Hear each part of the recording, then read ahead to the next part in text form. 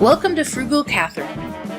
We're going to create low-content books using PowerPoint. In this video, Lesson 1, we're going to be creating a basic table or grid. Let's get started. The first thing that we want to do is create a new PowerPoint. So all we have to do is open PowerPoint and double-click on Blank Presentation. Since this is for someone who makes just regular templates and sells them on Etsy, or for those who like to make KDP templates for notebooks, we're going to use an 8.5 by 11 size piece of paper. So we need to change this size. It's super easy. We go to View, Slide Master, Slide Size, Custom Slide Size, and then we're going to click the drop down and we're going to say 8.5 by 11. Now you're going to notice that it doesn't come up as 8.5 by 11. That's okay.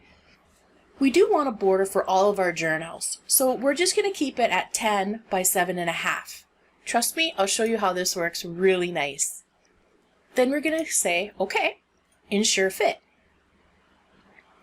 We're still in our slide master, and I'm just going to go down. We have all these different slides in here.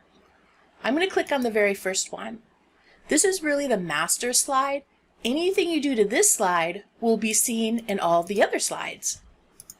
So I'm just going to delete all of this out. I just highlight, delete.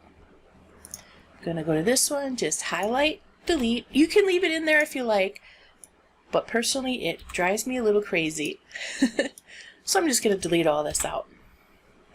I like to work in the master slide, but it's completely up to you if you would like to work in the master slide or not. The good part about working in the master slide, once we create any page for our planner, all we have to do is close the slide master and just keep copying that page.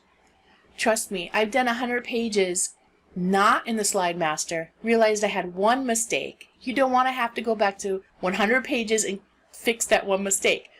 All we'll have to do is go into the slide master. So we're just going to stay here. If you don't, you can just close master view and start on just the regular PowerPoint. So in this lesson, I'm going to show you how to create just a basic grid.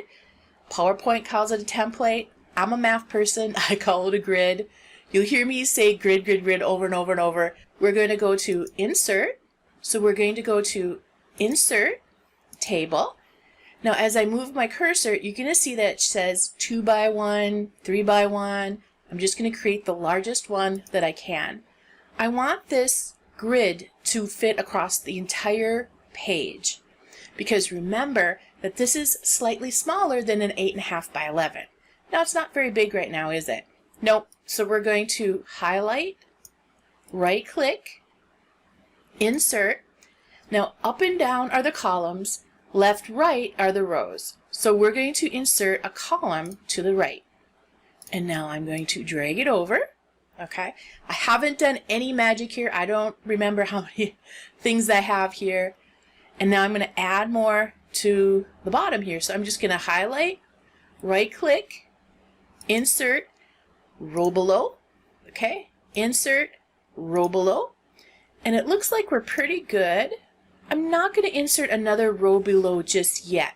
I want to make sure that these are all squares. So I'm going to highlight everything.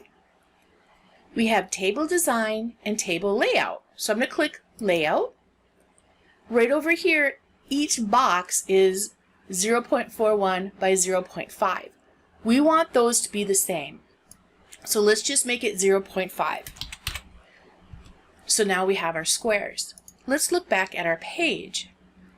You're going to see that it goes down below our page. And I know that because if I look on the left here, it looks like it fits really nice, but we're going to have to delete some of this stuff here. It's really easy to delete. Just click in the box, highlight, right click. Let's try it again. Highlight the box, right click, delete. We're going to delete the rows. Oh, looks like I need to add 2 more rows here. So I'm going to highlight 2 rows, right click, and insert below. There we go. These are perfect boxes. I'm going to click in this one here. Layout. It's 0.5 by 0.5. Later on, we're going to be making really smaller boxes, but that's in another lesson. This is just how to create our first grid. And basically, we did it. But now there's some choices we have to make. If you like this blue and light blue, dark blue, that's great. But when we look at a lot of planners, we don't have this in there. So we're going to highlight the whole grid. We're going to go up here to Table Design. If we look here at Table Styles, we have a whole bunch to choose from.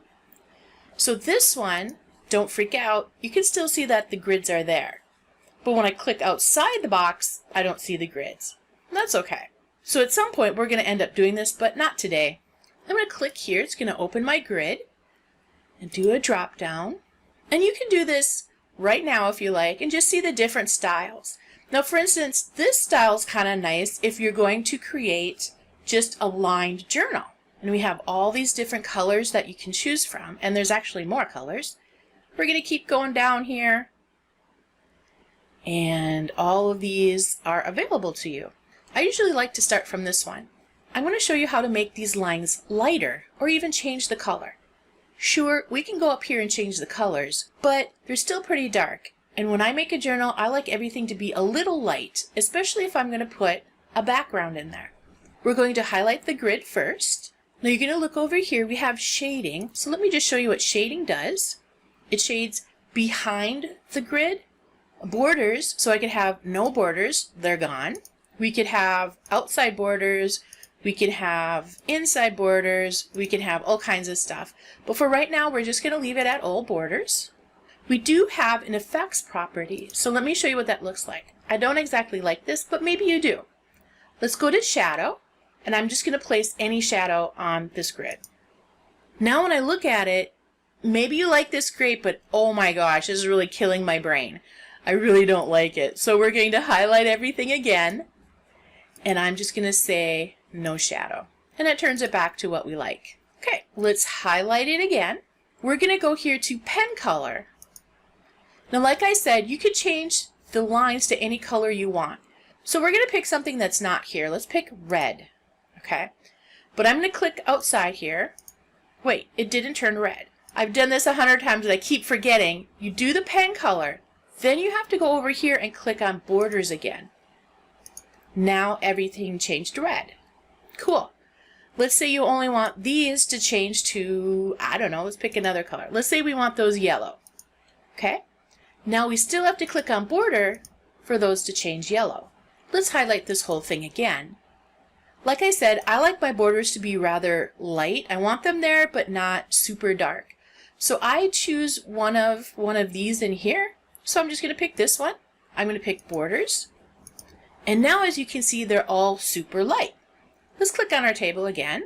I moved the grid over to the left. You're going to notice that this one does not have a background. And sometimes that's super perfect because we are going to pick our own background. Maybe it's from clip art, maybe it's just a color. It could be anything, but sometimes we're going to have places where we want people to write in, and we don't want this transparent. But I'll be showing you that in the next lesson.